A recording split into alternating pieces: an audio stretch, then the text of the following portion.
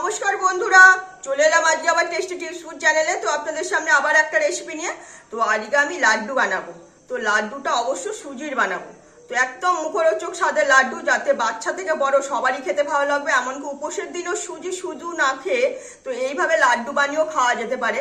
তো সেই বুঝে আজকে আমার খাবারটা রাখা। তো দেখতে থাকুন কিভাবে রেসিপিটা আপনার সাথে শেয়ার করি। তো সুজির লাড্ডু বানানোর জন্য আমি এখানে সুজি নিয়েছি এক বাটি। একটু বড় দানা সুজিটা নিয়েছি, নর্মাল যে সুজি হয় সেই সুজিটাই নিয়েছি। সঙ্গে এরকমই হাফ বাটি যতটা আমি দেখছেন চিনি নিয়েছি, ততটাই গুঁড়ো করে নিয়েছি চিনিটা। এখানে অল্প একটু আমার নারকেল শুকনো নারকেল রয়েছে, একদম গুঁড়ো নারকেল। এটা আপনারা এমনি নারকেল গুঁড়াও নিতে পারেন। আর আমি একটু খোয়া ক্ষীর দিচ্ছি যাতে টেস্টটা একটু আলাদা হয়। ব্যালেন্স মতো একটু নুন দেবো, একটু দুধ। আর এখানে ড্রাই ফ্রুটস নিয়েছি, এমনি নারকেলকে ছোট ছোট করে পিস করে রেখেছি। আর হচ্ছে কিনা যে কাজু কিশমিশ থেকে শুরু করে যা কিছু রয়েছে, কাঠবাদাম, সব পেস্তা, সব কিছু দিয়ে এটা আপনাদের সঙ্গে শেয়ার করবো। তো দেখতে হবে কিভাবে রেসিপিটা শেয়ার করি। তো আমি কড়াইতে পরিমাণ মতো ঘি দিয়ে দিয়েছি। তো আপনারা পারলে একটু রিফাইন তেল মিশিয়েও নিতে পারেন। তো আমি শুধু ঘিটাই দিলাম, ঘিটা দিয়েছি। তো ঘি একটু গরম হয়ে গেছে, মোটামুটি বেশি গরম করলে হবে না। এখানে আমি যে ড্রাই ফ্রুটস গুলো রেখেছি, নারকেল সমেত, কাজু কিশমিশ পেস্তা আমন্ড বাদাম, এগুলো সবই হালকা করে আমি ভেজে নেব।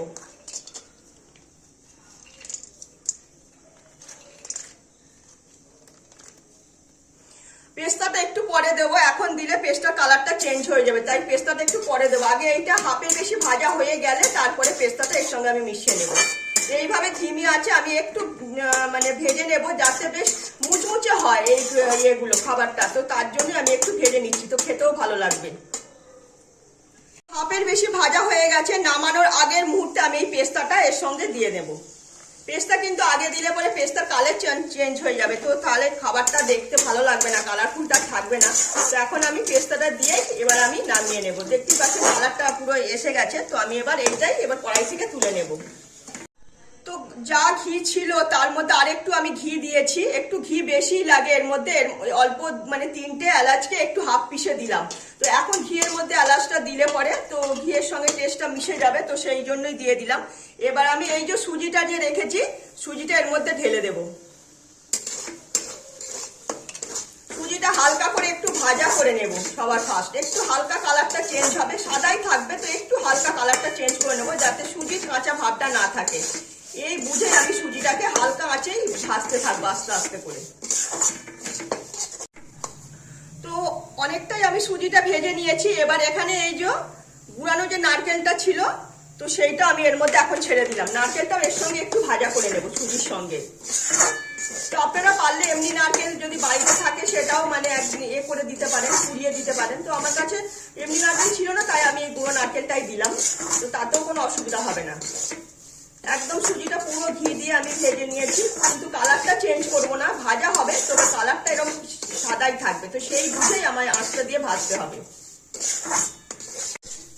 তো সুজিটা আমি ভালো মতো ভেজে নিয়েছি, 4-5 মিনিট ধরে ধিমে আছে ভেজে নিয়েছি। হালকা হালকা এবার কালার যদি চলে আসছে, তো সাদাটা তাহলে কমে যাচ্ছে। তো আমি এবার সুজিটা গন্ধও বেরোচ্ছে, এবার এর মধ্যে আমি এবার পরিমাণ মতো দুধ ঢেলে দিলাম।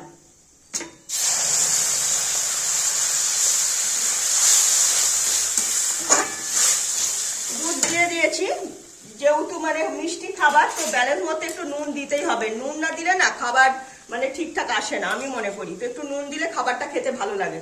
ব্যালেন্স মতো আমি নুন দিয়ে দিয়েছি। এবার এই সুজিটার সঙ্গে দুধটা ভালো মতো মিশিয়ে নেব। তো এইভাবেই নেড়ে নেড়ে আমি ঝুরঝুরে বানিয়ে নেব একদম। যেহেতু আমার ঘি বেশি দেওয়া হয়ে রয়েছে, ঝুরঝুরে হতে বেশিক্ষণ টাইম লাগবে না। ধিমি আছে এইভাবেই নেড়ে নেড়ে কিন্তু সুজিটাকে পুরো ঝুরঝুরে বানিয়ে নিতে হবে।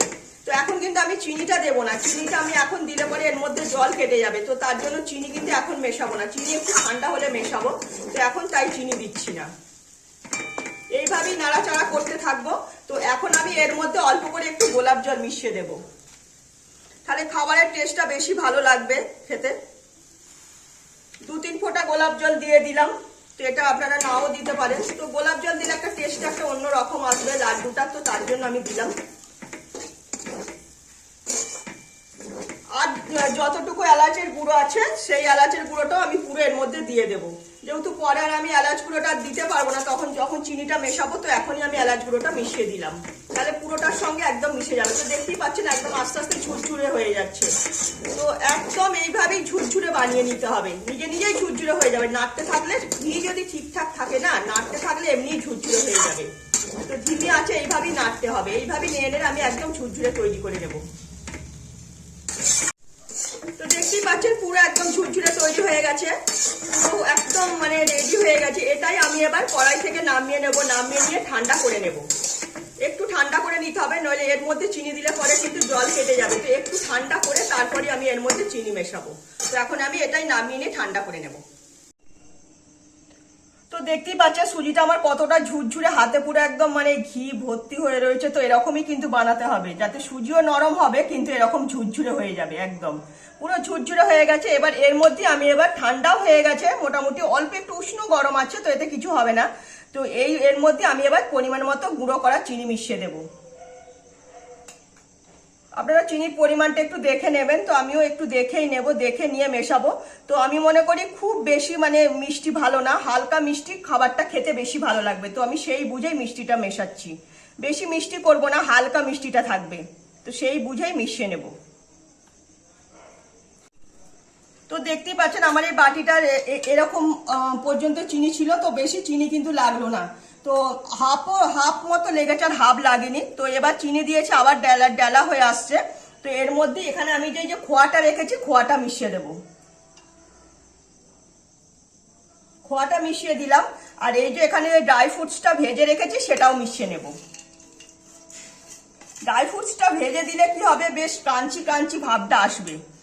তো এটাই এবার এর মধ্যে ভালো মতো মিশিয়ে নিয়ে লাড্ডুর আকারে পাকিয়ে নেব। খুব সহজ পদ্ধতিতে, মানে একদম লাড্ডু, সুজির লাড্ডু। তো এটাই মিশিয়ে নিয়েছি। এবার এটাই আমি ভালো মতো করে লাড্ডু এক এক করে হাত দিয়ে লাড্ডুটা পাকিয়ে নেব। যে যেমন আকারে বানাবেন তো সেই আকারই বানাবেন। তো আমি আমার মতন আকারই বানাচ্ছি, একটা হাতে আমার যতটা ধরছে তো ততটা আকারই লাড্ডুগুলো এইভাবে বানিয়ে বানিয়ে সব কটাকেই রাখবো। দেখতেই পাচ্ছেন কত সুন্দর মানে লাড্ডু হয়ে যাচ্ছে, কিন্তু আবার মুখে দিলে সঙ্গে সঙ্গে আবার মানে ভেঙেও যাবে।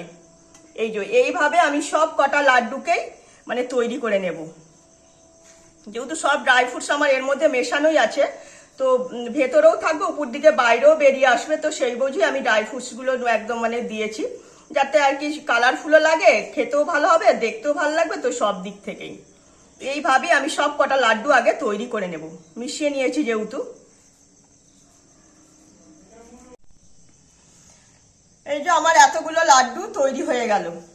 তো দেখতেই পাচ্ছেন কত সুন্দর একবারে লাগছে, মানে সব কটা লাড্ডু একদম তৈরি, বেশ কালারফুল লাড্ডুগুলো লাগছে। তো ভেতরেও যেমন মানে সবকিছু রয়েছে, উপরেও তেমন বেরিয়ে এসেছে। তো সেই বুঝে মানে লাড্ডুগুলো পাকিয়ে নিয়েছি। এবার এইটাই আমি এবার আপনাদের সামনে সার্ভ করে দেখাবো। তো দেখলেন কত সিম্পল পদ্ধতিতে সুজির লাড্ডু আপনাদের সামনে শেয়ার করলাম।